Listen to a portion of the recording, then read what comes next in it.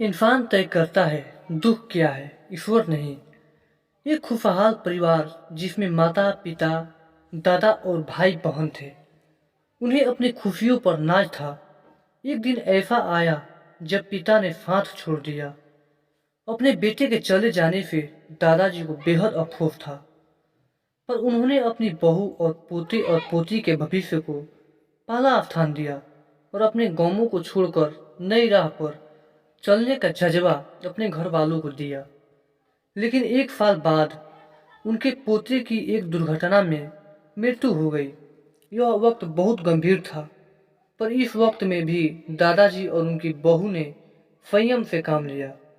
घर की बेटी की ओर ध्यान देते हुए आगे बढ़े। समय के साथ ढलती उम्र के कारण दादाजी ने भी विदा ले ली। अब घर में बस माँ और उनकी बेटी थी। एक खुशहाल परिवार बिखर गया था। अब बेटी बड़ी हो रही है, जिसके जीवन के अहम फैसले उसके सामने हैं, पर मन में उदासी और बेचैनी है। महज 14 वर्ष की आयु में पिता और फिर भाई को खो देने की तकलीफ है, पर हमेशा अपनी माँ की सीख पर जीवन में आगे बढ़ती रही। हमेशा एक हंसता हुआ चेहरा लिए ही उसने अपने जीवन को गले लगा रखा था।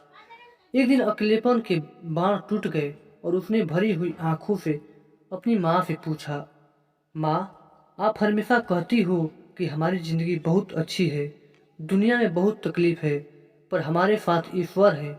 लेकिन मुझे तो यह नहीं लगता। एक एक करके सब चले गए, आज केवल उनकी यादें हैं। तब माँ ने उसे जवाब दिया, बेटा, मैं मानती हूँ तूने बहुत कम उम्र में अपने पिता और भाई को खो दिया। तुझे उनकी कमी महसूस होती है, पर बेटे, तेरे पिता ने इस तरह की व्यवस्था की थी कि हमें कभी किसी के आगे हाथ नहीं फैलाना पड़ा। न हमारे सर से छत हटी और न कभी तेरी परवरिश में कोई कमी आई।